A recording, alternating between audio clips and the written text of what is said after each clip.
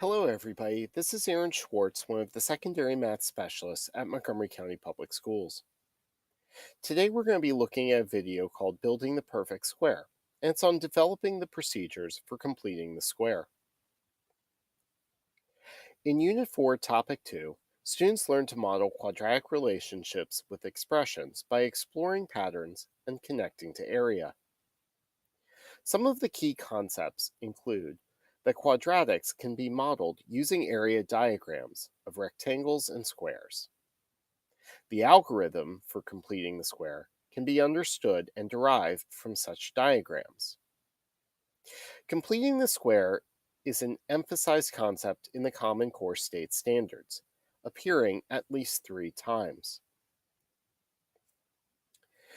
For reasoning with expressions, we see that we're asked to use the method of completing the square to transform any quadratic equation in x into an equation of the form the square of the quantity x minus p equals q that has the same solutions.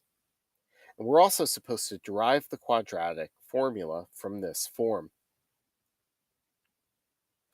We're also asked to solve equations by inspection, taking square roots and completing the square, the quadratic formula and factoring as appropriate to the initial form of the equation. The second part of this standard is important, but it's not covered in Algebra 1. When we look at interpreting functions, students are to use the process of factoring and completing the square in a quadratic function to show zeros, extreme values, and symmetry of the graph and interpret these in context. So completing the square is a major part of the Common Core state standards.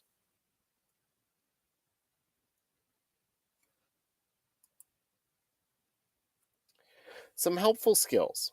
At this point, algebraic expressions can be used as models of patterns, and that's a skill developed in IM, Math 8, and Algebra 1, and it's incredibly important as we look at completing the square. Normally, we dive right into the math, but first we're going to do a little bit of background that's essential for how we're going to approach the mathematics. Muhammad ibn Musa al-Khwarizmi was a 9th century Persian mathematician. His famous work was the compendous book on calculation by completion and balancing, a transliteration of the Arabic, and I want to apologize right now because my Arabic pronunciations are not great. But the transliteration of the Arabic is Al Kitab, Al Muktasar, Di Hasab, Al Jabar, Wal Mukalbala. The primary focus of this book was solving linear and quadratic equations. The modern word, algebra, is derived from the Arabic al-jabar. Al-jabar, as al-Khwarizmi used it, means to restore that which is unknown.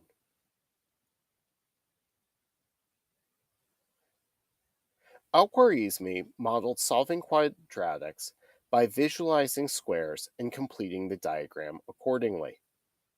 Notice that the square is sectioned into two different size squares and two equal size rectangles. As we work with algebra tiles, we are asking students to engage in quadratics and solve them with the geometric representations, just as Al-Khwarizmi did. Let's start building a perfect square. Typically, when we see algebra tiles, we'll see tiles that look like this. We may have a large x squared, a rectangular x, and a smaller square that's representing unit pieces. There's often various colors, usually blue, green, and white, or blue, green, and yellow, and they usually have a backside that's red to indicate negatives. For exploration, we're just going to ignore the negatives. We want to get at the root of the patterns. We don't really want to get confused by all of the different operations that are involved.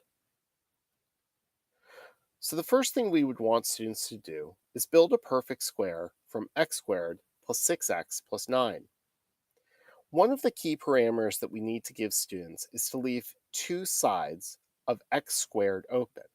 We always want them to build their squares leaving two of the four sides of the x squared tile open. Then we're going to describe how those x tiles and units are arranged.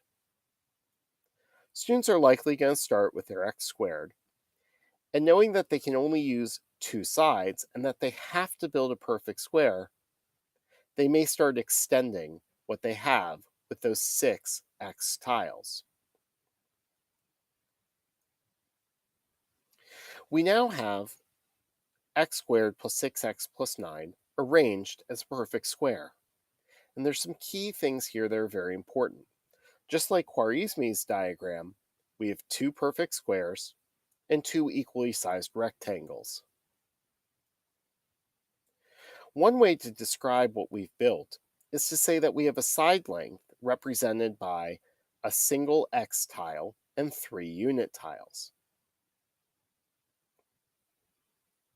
In elementary school, students do a tremendous amount of multiplication by arranging numbers in an array, just like we have here. We have a 3 by 3 array to represent the 9.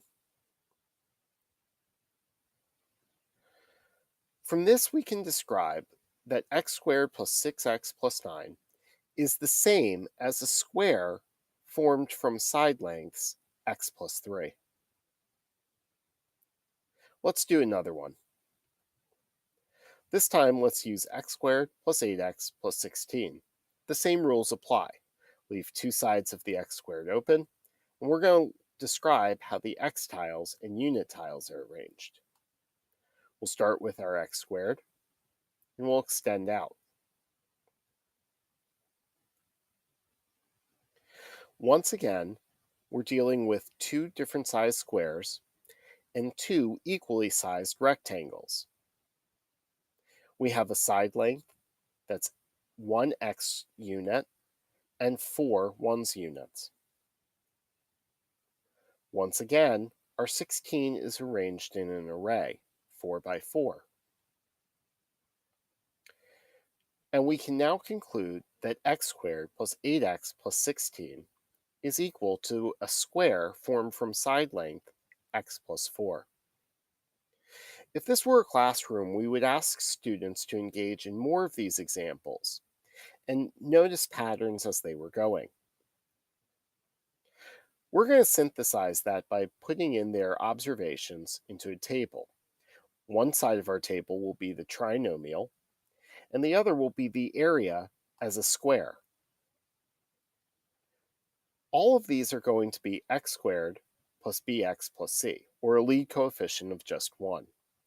And they're going to equal the square of x plus h. So we have a bunch of trinomials, and we have a bunch of areas represented as squares. Again, in class, we would ask students to go through the experience of arranging the tiles. The first thing to which we want to call attention is the value of b and how it connects to the value of h.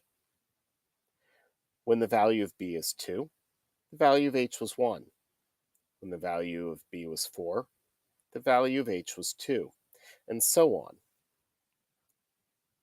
What we can see is that h is always half of the value of b when we're dealing with perfect squares, or b is always double the value of h.